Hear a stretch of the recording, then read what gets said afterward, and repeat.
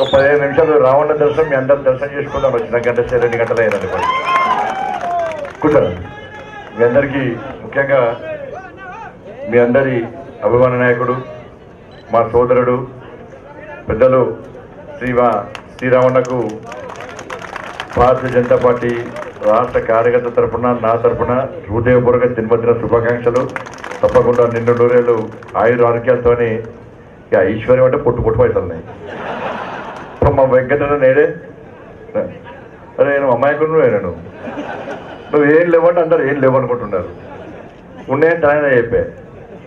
కాబట్టి ఇంకా ఎందుకంటే సేవ చేసేటువంటి మంచి ఆలోచన, మంచి మనసు ఉన్నటువంటి వాడి వ్యక్తి కాబట్టి ఇంకా అష్టైశ్వర్యాలు అమ్మవారు సిద్ధించాలని చెప్పి ఒక మంచి ఆలోచనతో సమాజం కోసం, దేశం కోసం, ధర్మం కోసం, పార్టీ కోసం పనిచేయాలని చెప్పి ఆ శక్తిని, సామర్థ్యాన్ని, ఆలోచనను ఆ అమ్మవారిని నేను నమ్ముకున్న అమ్మవారిని కల్పించాలని చెప్పి మనస్ఫూర్తిగా అమ్మవారిని వేడుకుంటూ మరొకసారి జన్మదిన శుభాకాంక్షలు.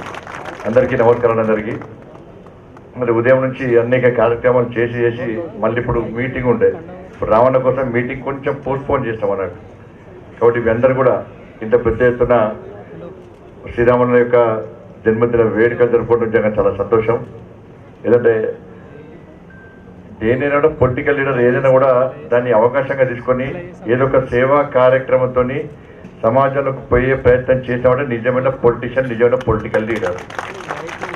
అది పేరు ప్రఖ్యాత కోసం కాకుండా ఈరోజు mega health camp, insurance camp, కార్యకర్తల కోసం ఇన్సూరెన్స్ క్యాంప్ పెట్టడం మామూలు విషయం. మోడీ గారికి ఇష్టమైనటువంటి గ్రామీణ సురక్ష బీమా యోజన, ఈ 2 క్యాంప్స్ పెట్టడం చాలా మంది కార్యకర్తలు కలిసి చాలా ఈ జన్మదిన వేడుకలు జరుపుకోవడం నిజంగా చాలా సంతోషం. తప్పకుండా ఇంకా 100 సంవత్సరాలు ఇటువంటి జన్మదినం జరుపుకోవాలని చెప్పి. ఎంతనే వయసు ఇప్పుడు?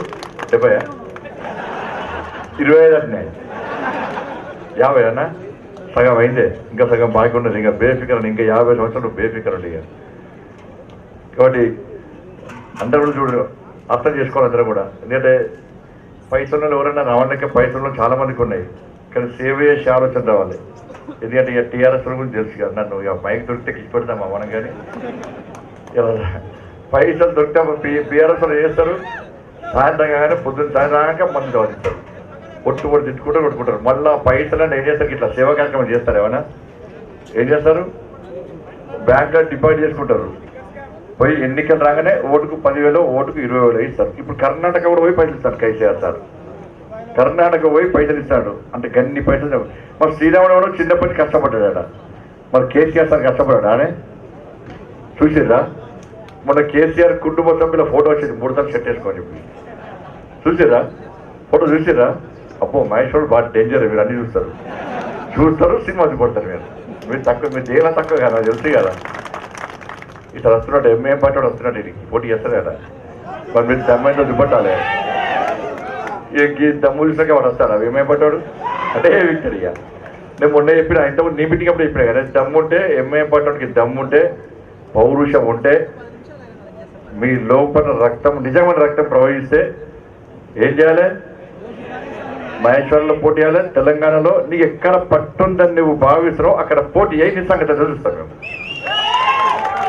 ఏడ వేణ కూడా ఏగా ఏమేం పట్టాడు, ఏమొస్తాడో కదా వచ్చి పోటీ చేస్తాడు అన్నట్టు. అందరు కూడా హాల్ పోటీ చేస్తే గక్కనే ఒక 10, 5, 6 పోటీ చేస్తారు.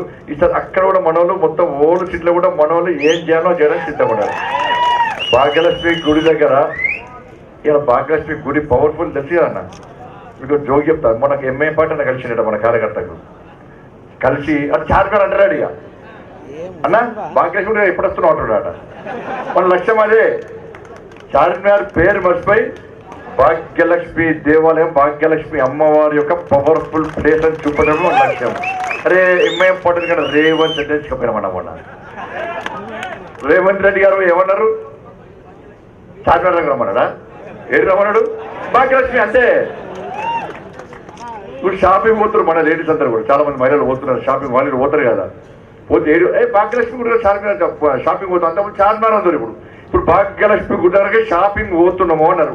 వాళ్ళ లక్ష్యం ఒకటే, చార్మినార్ అనేది వాళ్ళ అక్కడ భాగ్యలక్ష్మి దేవాలయం యొక్క ఆ శక్తిని, ఆ అమ్మవారి యొక్క పవర్ను మొత్తం ఈ తెలంగాణ రాష్ట్ర వ్యాప్తంగా వ్యాపించినటువంటి ఆలోచనతోనే మనం భాగ్యలక్ష్మి దేవాలయం దగ్గర భారతీయ జనతా పార్టీ బహిరంగ సభ నిర్వహించిన విషయాన్ని ఒక్కసారి గుర్తుంచుకోవాలి. ఆ మార్పు కోసమే ప్రయత్నం చేస్తున్నాం. అది పెట్టకంటే ఎంఐఎం పట్టు స్టార్ట్ చేసేది. ఇక బీజేపీ మా అడ్డం మీదకి వచ్చి పెట్టక, మా అడ్డ అనుకుంటే అడ్డం మీదకి వచ్చే పెట్టక మేము ఇంకేడికి పోతామని చెప్పి వాళ్ళు అక్కడికే మూసుకొని కూర్చున్నారు. ఇక రారు తెలంగాణ వస్తారా నేను మళ్ళీ చెప్తాను, వాళ్ళు కాదుతుంది ఏమవుతుంది, ఏం కాదు. మళ్ళీ వాళ్ళు అధికారంలో ఏ పార్టీ ఉంటే ఆ పార్టీ పైసలు తీసుకుంటారు, వాటిని కొమ్ము కాస్తారు. మళ్ళీ అధికారంగానే ఓసి ఆస్తులు పాస్తులు ఫుల్ వ్యాపారాలు పొట్టుబడి చంపుతారు, పైసలు సంపాదించుకుంటారు, ఉన్న ఆస్తులను కాపాడుకుంటారు, ఉన్న వ్యాపారాలను కాపాడుకుంటారు. ఎక్కడ పోటీ చేయరు, గానే 5-6 ప్రాంతాల్లో పోటీ చేస్తారు. ఈ రాష్ట్రానికి పోయి ఆ రాష్ట్రానికి పోయి అధికారంలో ఏ పార్టీ ఉంటే పార్టీ పైసలు తీసుకొని రెచ్చగొట్టే ప్రయత్నం చేస్తారు. ఏం గెలవరు, పీకరు, పోతారు. కానీ ఈసారి మాత్రం ప్లాన్ చేస్తాడు మేము పట్టుడు. ఏంటంటే ఇలా కర్ణాటకలో ఎలక్షన్స్ అవుతున్నాయి. నేను పోయించిన కర్ణాటక పోయించిన ఎట్టి బస్లో అక్కడ భారతీయ జనతా పార్టీ అధికారంలోకి తిరిగి రాబోతున్నది. మోడీ గారి పర్యటన స్టార్ట్ ఎక్కడ పోయినా ఆశ్చర్యపోయినా, మామూలు వ్యక్తులను కలిసి మోడీ మోడీ మోడీ మోడీ అంటున్నారు. అంత పెద్ద మహానుభావుడు మోడీ గారు. ఏడువైనా మోడీ గారు రావాలి, మేము ఓటేయాలి, మోడీ గారు రాజ్యం మళ్ళీ రావాలి, లేకుంటే అభివృద్ధి అయిపోతుందని చెప్పి లాస్ట్కు నిన్నేమైంది, నిన్న ఏం చేశారు కాంగ్రెస్ వాళ్ళు మేనిఫెస్టోలు ఏం పెట్టారు. అంతకుముందు ఏం చేశారంటే పిఎఫ్ఐ మీద బ్యాన్ ఎత్తివేస్తామన్నారు. పిఎఫ్ఐ నీ భావన నీ బాంబారజావాడు పిఎఫ్ఐ వాడు.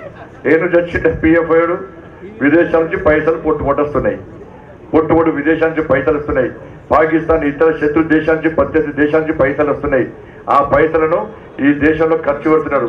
ఎవరైతే బజరంగ దళ కార్యకర్త కానీ, హిందూ వాహిని కార్యకర్త కానీ, విద్యార్థి పరిషత్ కార్యకర్త కానీ, విఎస్పీ కార్యకర్త కానీ, భారతీయ జనతా పార్టీ కార్యకర్త కానీ ఎవరు ధర్మం కోసం పనిచేస్తారో, ఎవరు హిందూ సమాజం కోసం పనిచేస్తారో వాళ్ళని హత్య చేయడానికి, ఈ దేశంలో విధ్వంసం సృష్టించడానికి, మారణ హోమం సృష్టించడానికి, ఈ దేశంలో అంతర్గతంగా శాంతి భద్రత సమస్యను సృష్టించడానికి ఇలా పిఎఫ్ఐ చేస్తున్నటువంటి ఈ కుట్రలను ఎదుర్కోవడానికి భారతీయ జనతా పార్టీ అగ్రెసివ్ గా ముందుకు తెగించి కుట్టాడుతుంది. అంటే భారతీయ జనతా పార్టీ కార్యకర్తలను హిందూ ధర్మ రక్షణకు టార్గెట్ గా చేసి చంపే ప్రయత్నించినటువంటి పిఎఫ్ఐ మీద బ్యాన్ మాత్రం కాంగ్రెస్ వాళ్ళు ఎత్తేస్తారట.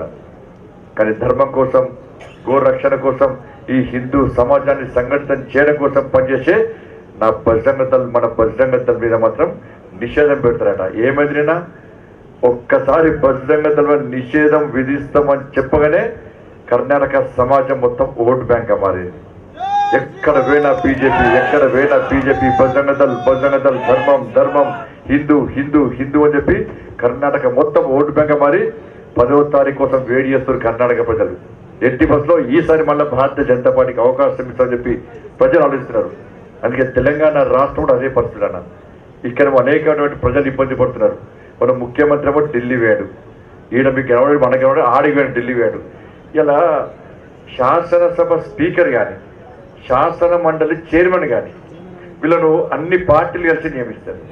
రాజ్యాంగబద్ధ హోదా ఉన్నటువంటి వ్యక్తులు, రాజ్యాంగాన్ని కాపాడుతున్నటువంటి వ్యక్తులు, వాళ్ళందరూ కూడా అంత గౌరవప్రదమైనటువంటి చేరున్నటువంటి వ్యక్తులు.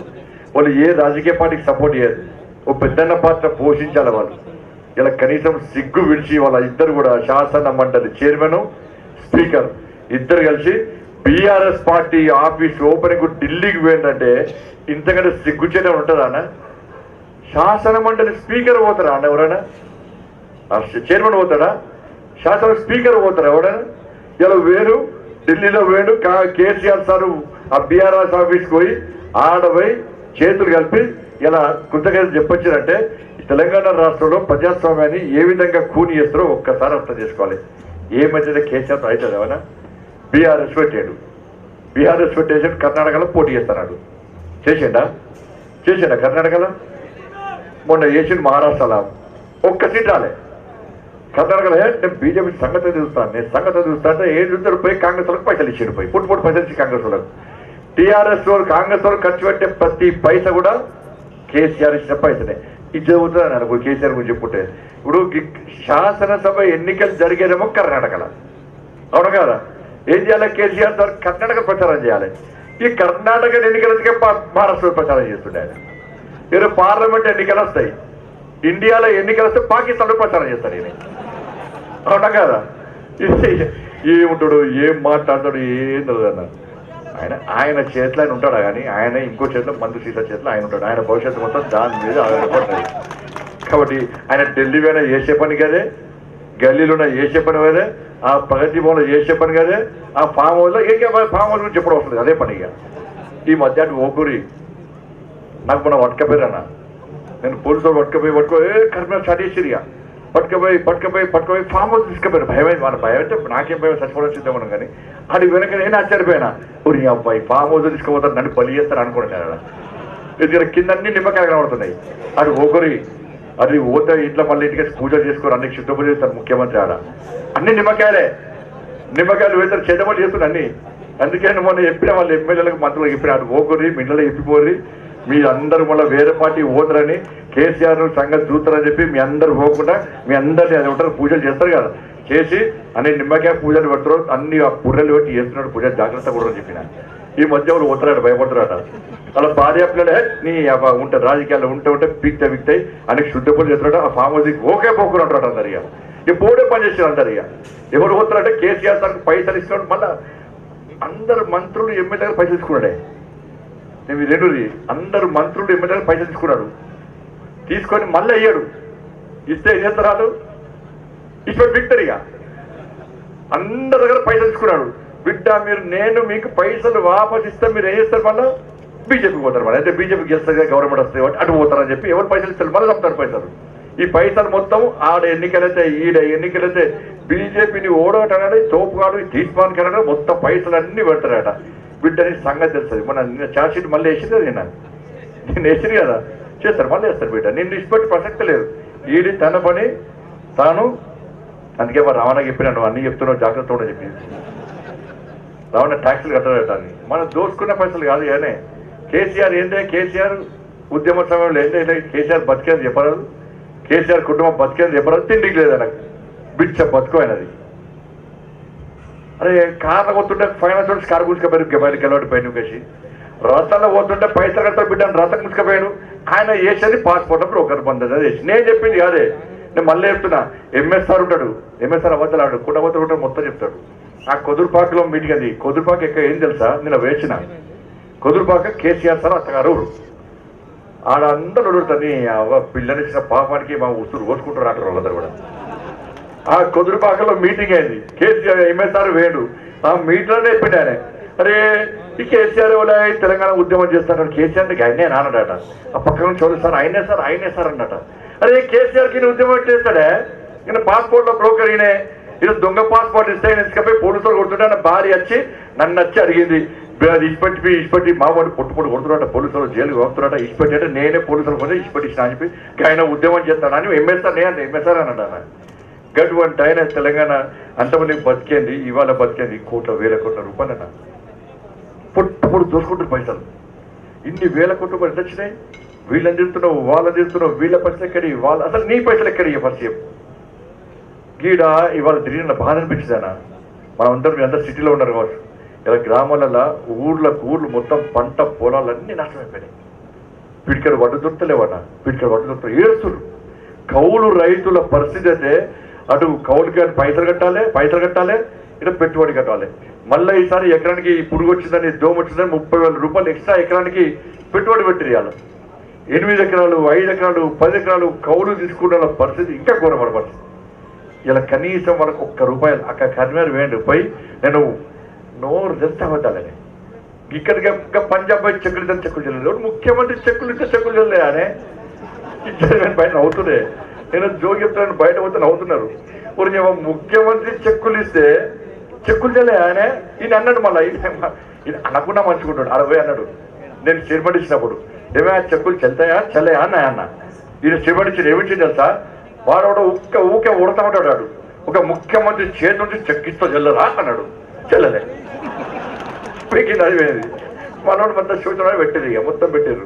ముఖ్యమంత్రి నోరా తాటి మటనే అర్థం కాదు, నోరు చిచి కంపాలి నోరు. చెప్పిన ఫినాయిల్తో ఐరన్ బ్రషెస్ కడిగినా కంపు పోదు. కరీంనగర్ వెంటే 10,000 రూపాయలు ఇస్తాడు, 10,000 రూపాయలు ఎకరానికి ఇస్తాడు.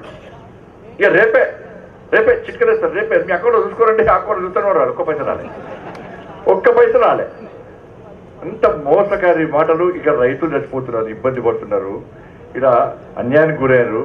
వాళ్ళకి ఇక్కడ ఇబ్బంది పడుతుంటే ఈయన గాడ వేట బీఆర్ఎస్ పార్టీ భవనం ఓపెనింగ్ వేడాట. ఇక్కడనే మునుగోలు ఏజెంట్ గట్టి లేరు వాళ్ళకు, మునుగోలు ఏజెంట్ లేరు వాళ్ళకు. నువ్వు వినవా రవాణా వచ్చినావు కదా, ఉన్నారు ఏజెంట్లు ఏం లేరు. ఏజెంట్లు లేకుంటే బీజేపీ కార్యకర్తలు పోలింగ్ బూత్ అధ్యక్షులు పోలింగ్ బూత్ ఏజెంట్లు భారతీయ జనతా పార్టీ కండుగా ఒప్పుకొని కాశాపు కండుగా ఒప్పుకొని భారత్ మాతాకి జై జై శ్రీరామ్ అంటే మొత్తం మునుగోడు మొత్తం దద్దరిల్లింది. భయపడ్డటువంటి ముఖ్యమంత్రి ఏం చేశాడు, ఒక్కొక్క పోలింగ్ బూత్ ఒక్కొక్క ఎమ్మెల్యేనే పెట్టాడు. అంటే భారతీయ జనతా పార్టీ ఒక్క పోలింగ్ బూత్ అధ్యక్షుడికి ఎమ్మెల్యేతో సమానం. ఒక్క శక్తి కేంద్రం నుంచి ఒక్క మంత్రిని పెట్టాడు. ఓటుకు 20,000 ఇచ్చాడు. లాస్ట్కు ఆ ఓట్లు తను గెలిచాడు. నీకు ఈ మునుగోలనే ఏజెంట్ లేదా, మునుగోలునే క్యాడర్ లేదా, మునుగోలనే గక్కడెక్కడో పోయి పోటీ చేస్తాడు. పోటీగాడు ఇక్కడే గట్ల గడ చేస్తాడా? ఒక్కడే గుర్తుంచుకోరన్నా.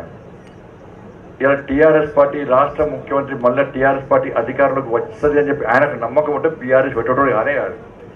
టీఆర్ఎస్ కేల్కతం దుకాణం బంద్ అయిపోయింది కాబట్టి మళ్ళీ బీఆర్ఎస్ అని కొత్త దుకాణం తెలిసిండు. పాత ఫైనాన్స్ మరలేసి కొత్త ఫైనాన్స్ బోర్డు చేసినట్టే బీఆర్ఎస్ బోర్డు మరలేసిండు, బీఆర్ఎస్ బోర్డు తెలిసిండు. అది చీటింగే, ఇది చీటింగే. కాబట్టి మొత్తం అన్యాయం చేసే ప్రయత్నం రాష్ట్ర ముఖ్యమంత్రి చేస్తున్నాడు. ఇలా కర్ణాటకలో కూడా అదే జరిగింది. తెలంగాణలో కూడా BRS party, Congress party, MIM party, సూది దబ్బనం పార్టీలు, కమ్యూనిస్ట్ పార్టీలు వీళ్ళందరూ కలిసి పోటీ చేసే ప్రయత్నం. నేను చెప్పింది కాదు, మీరు చెప్పినారు, వెంకటరెడ్డి గారు చెప్పారు, జానారెడ్డి గారు చెప్పారు. నేను చెప్పింది ఇలా టీవీ చూసింది కదా, మేమేడ గెలుస్తామే, మేము బీఆర్ఎస్ పార్టీతో పొత్తు పెట్టుకుంటారు అని వాళ్ళు అన్నారు. కాంగ్రెస్ పార్టీకి ఓటేస్తే అది బీఆర్ఎస్ పార్టీకి ఓటేది ఉన్నది హోల్సేల్ అందరు వీకిరు. కాంగ్రెస్ పార్టీలకు గంపకుతా వీకిరు అందరు. ఇవాళ కాంగ్రెస్ పార్టీ రాహుల్ గాంధీ అంటున్నారట, ఈ మామూలకు పార్టీ టికెట్ ఇస్తే గెలిపించే, ప్రజలు గెలిపించే, ఈ గంప కింద గమ్ముడు నాతో రైతులు ఎట్లో మళ్ళీ దానికే విక్తారు.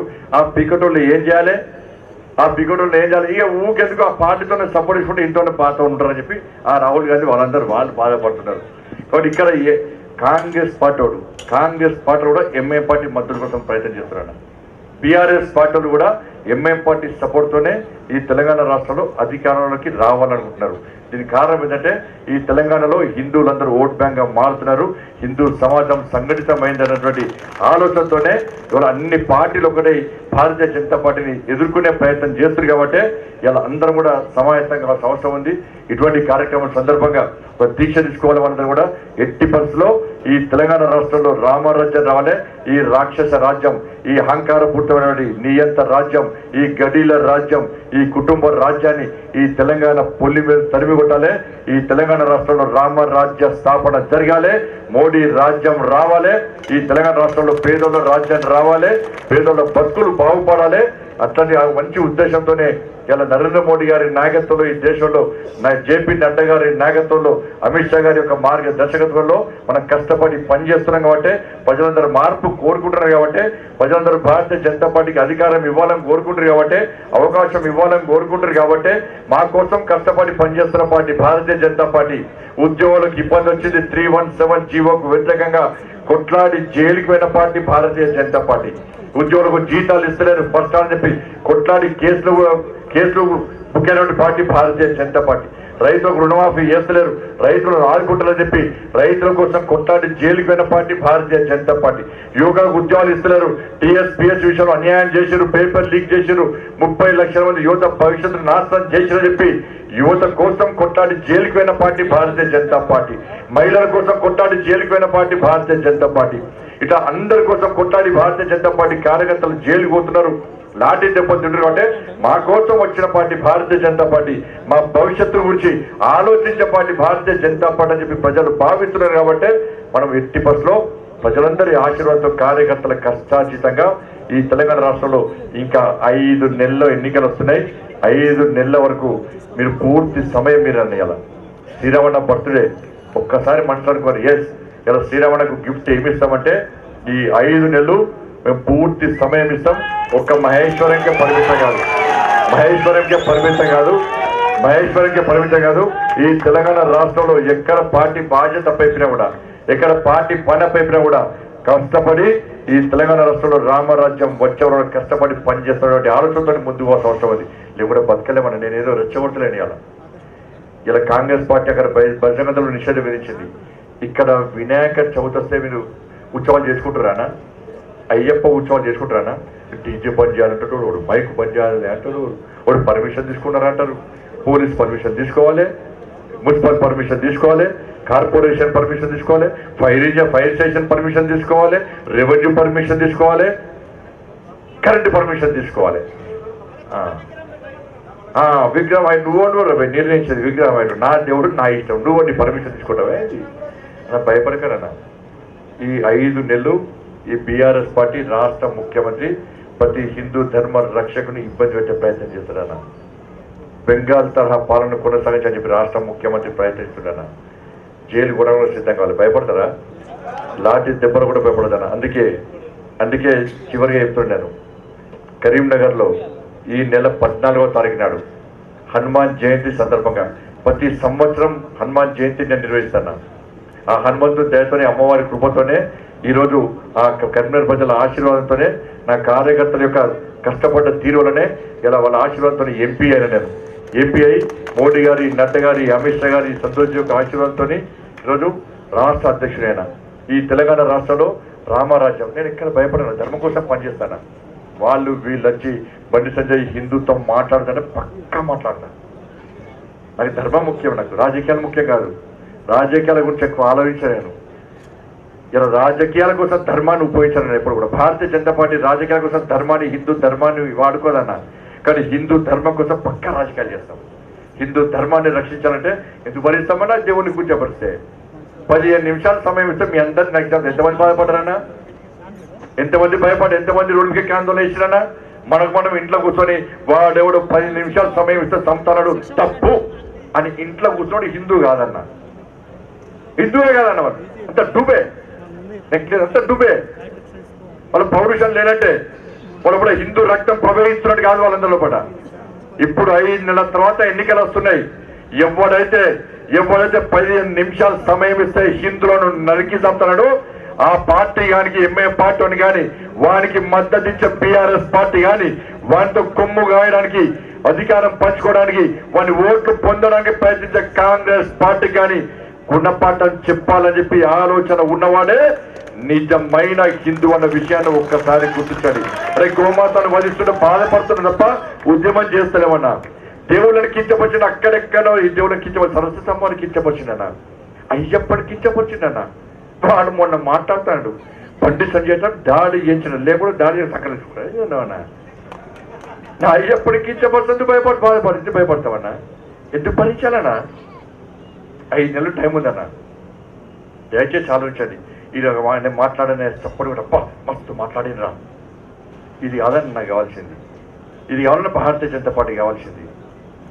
మన ఓటు బ్యాంక్ 9 ఇప్పుడు అంటారు 12% ఓటున్నాడు అధికారంలోకి వస్తా అని చెప్పి కలలు కంటున్నాను. 80% ఓట్లున్న మనము అధికారంలోకి రావడం పెద్ద ముచ్చట్న. ఎంతనే ఇంత పని మనకు ఉన్నోళ్ళందరూ ఒక్కసారి కళ్ళు మూసుకొని 80% ఉన్నట్టు హిందువులు కళ్ళు మూసుకొని కళ్ళు చేస్తే మనం అందరం కాషాయం జెండా రెప్పలాడుతున్న అద్భుత సన్నివేశం చూడొచ్చు. మనం పెద్ద ముచ్చట కాదు. అందుకే అన్న 15, 14 తారీఖు మనకి ఏ పండుగలు 14వ తారీఖు నాడు దయచేసి నా పర్సనల్ రిక్వెస్ట్ చేస్తున్నాను. ఇది కరీంనగర్ కోసం చేస్తున్నటువంటి కార్యక్రమం కాదు. కరీంనగర్లో చేస్తే నేను ప్రచారం చేస్తాను. పెద్ద ముచ్చట కాదు. మా కరీంనగర్ కార్యకర్త పెద్ద ముచ్చట కాదన్న. మా కరీంనగర్ కార్యకర్తలు ఒక్కసారి కేసీఆర్ హిందుగాను బొందుగాను తీసుకుపోయి బొందబెట్ట కార్యకర్తలు కరీంనగర్ కార్యకర్తలు. ఒక్క ఆటో డ్రైవర్ మొత్తం రాజకీయ సమీకరణ మార్చేసిందన్న. ఒక్క ఆటో డ్రైవర్ నేను హిందువును, నేను బొద్దుగాని కాదు, హిందూకే ఓటేస్తా, భారత్ మాతాకి జై అని చెప్పి ఒక్క ఆటో డ్రైవరు ఆటోకు స్టిక్కర్ వేసుకుంటే ఇలా Karimnagar parliament, Nizamabad parliament, Adilabad parliament మొత్తం హిందువులందరూ ఒకటై హిందూ ఓటు బ్యాంక్ దమ్మెందో చూపటువంటి ప్రజలు నా కరీంనగర్ ప్రజలన్నా, అటువంటి కార్యకర్తలన్నా. అటువంటి ప్రాంతంలో హిందూ ఏకయాత్ర దాదాపు 10-15 సంవత్సరాలు నిర్వహిస్తున్నా. పెద్ద ముచ్చట మా వాళ్ళకు. నా కర్మంతా నిర్వహించుకుంటా. కానీ ఈసారి 1,00,000 మందితో నిర్వహిద్దామన్న కరీంనగర్లో హిందూ ఏకయాత్ర. 1,00,000 మందితో నిర్వహిస్తాం.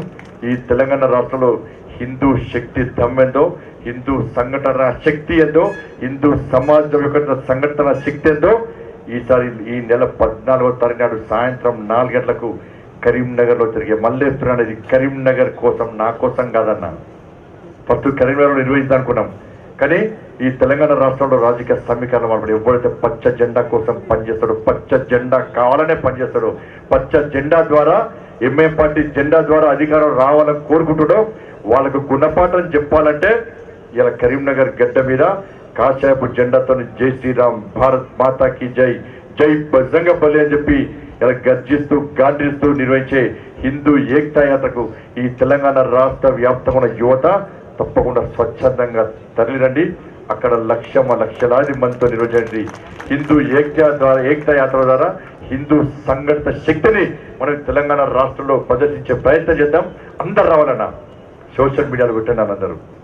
ఇది మళ్ళీ చెప్తున్నా, ఒక్క పార్లమెంట్ నియోజకవర్గం కోసం, ఒక్క కరీంనగర్ జిల్లా కోసం కాదన్న, ఈ తెలంగాణ రాష్ట్రంలో ఒక భాగ్యలక్ష్మి గుడి దగ్గరన్న, భాగ్యలక్ష్మి గుడి దగ్గర మనం బహిరంగ చూడదు. తెలంగాణ రాష్ట్రంలో రాజకీయ సమీకరణలు మారిపోయినా లేదా? తెలంగాణ రాష్ట్రంలో అందరు ప్రతి ఒక్కరు ఆలోచించే విధంగా మనం ప్రయత్నించామా లేదా? ఇవాళ కరీంనగర్ లో 14వ తారీఖున జరిగే హిందూ ఏకత్వ ద్వారా ఈ తెలంగాణ సమాజం లోపల, తెలంగాణలో అందరి లోపల ఒక మార్పు కోసం భారతీయ జనతా పార్టీ చేస్తున్నటువంటి ఈ కాషాయపు రాజ్యం కోసం భారతీయ జనతా పార్టీ చేస్తున్న ప్రయత్నంలో నేను కూడా భాగస్వామి కావాలి. నా ఓటు బీజేపీకి వేయాలి, నా ఓటు మోడీకి వేయాలి, నా ఓటు లక్ష్మీ అమ్మవారిని కూర్చోబడే ఆ కమల పువ్వుకి వేయాలని చెప్పి అందరి లోపల ఆలోచన కల్పించడమే ఈ హిందూ ఏకతా యొక్క ప్రధాన ఉద్దేశం. కాబట్టి అందరు రావాలన్నా ఈ నెల 14వ తారీఖు నాడు దానికి హేమంత్ విశ్వశర్మ గారు కానీ, స్మృతి ఇరానీ గారు కానీ ఎవరొకరు గెస్ట్ గా రాబోతుంది. కాబట్టి అందరండి, మీతో పాటు కార్యకర్తలను తరలించాల్సిందిగా మీ అందరికీ విజ్ఞప్తి చేస్తూ, మరి రామన్న మీద అభిమానంతో, ప్రేమ అభిమానంతో